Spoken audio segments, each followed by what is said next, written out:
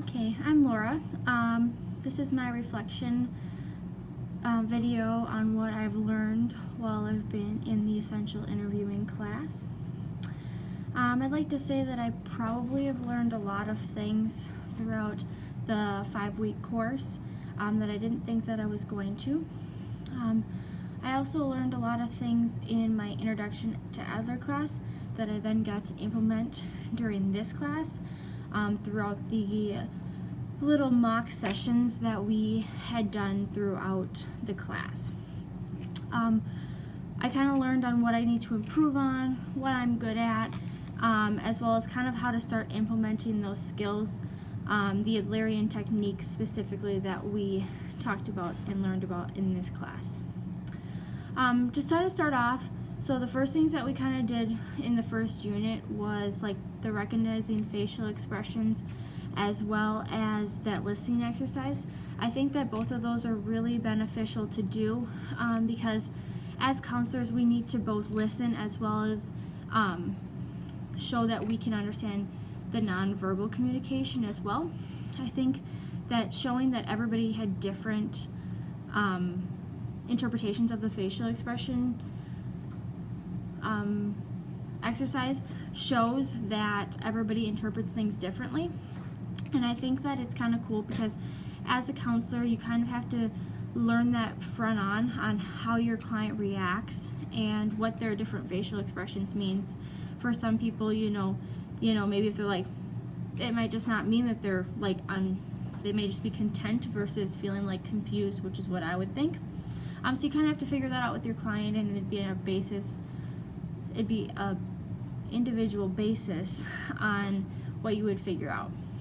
As well as the learning exercise, we as counselors really need to learn how to listen, because we always, I feel like as counselors, want to do something specifically, like you have a goal in mind of what you want to be done for the session. It's super important for us to just listen and see where the session goes, specifically with our client. We're more of as a guide than, figuring out what each thing should do. So I think as counselors we really need to start to learn how to just listen and fully take in what our clients are saying.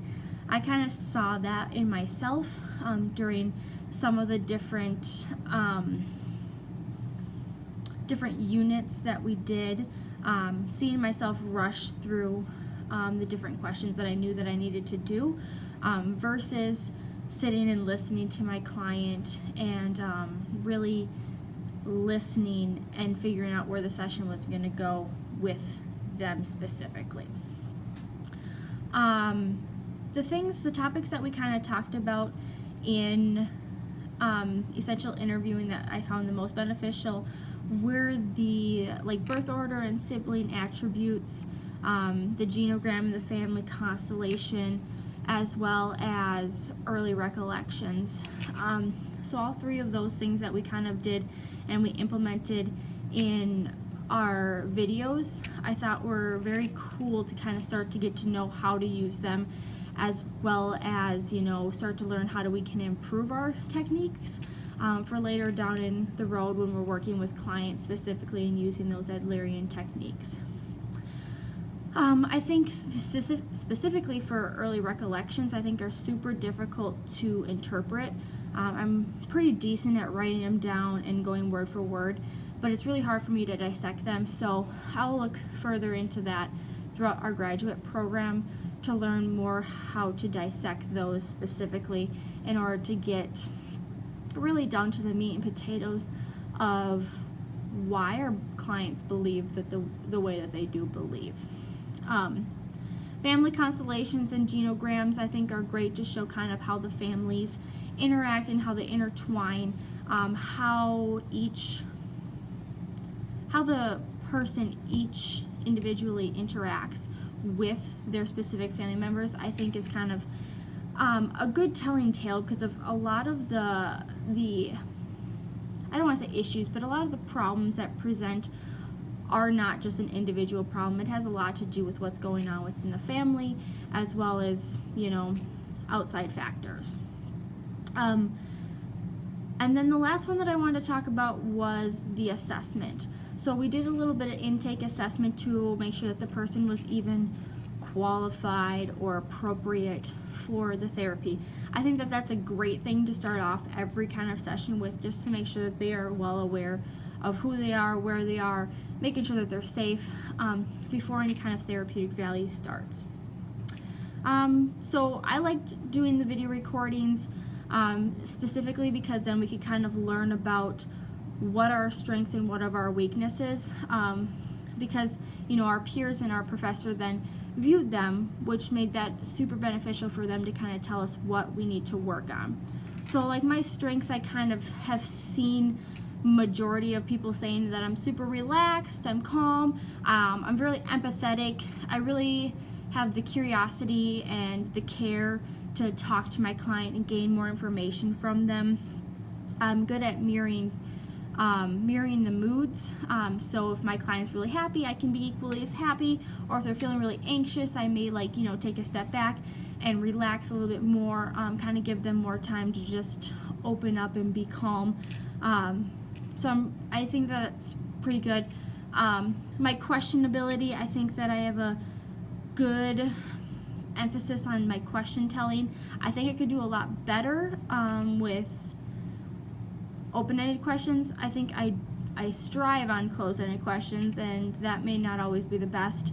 But specifically, I work with adolescents, so open-ended questions don't get me very far with them. I need to kind of really be direct. So kind of learning how to do those open-ended questions would be better off for me. Kind of talking about my weaknesses, what I kind of need to work on. I need to work on not rushing through the questions. I need to be able to give the client the ability to kind of express themselves. Like I said, I work with adolescents, so I'm very cut and dry with them. I push them to where they need to go, because adolescents are very resistant, especially when it comes to their chemical use. They don't believe that they have a problem, and that is challenging. I need to work on not assuming things. Again, I work with adolescents, so I'm really quick to make assumptions, but my adolescents are very good at telling me if I'm wrong or not. So I think that if I'm going to be working with other individuals, trying to work on not assuming things will be very, very beneficial. I'm very cut and dry, I'm very direct, and I feel like that's what I need to do in my current profession. But again, working with other different populations out there, I need to really think about not being so direct and maybe being like, I don't know, letting them more lead it than me leading it.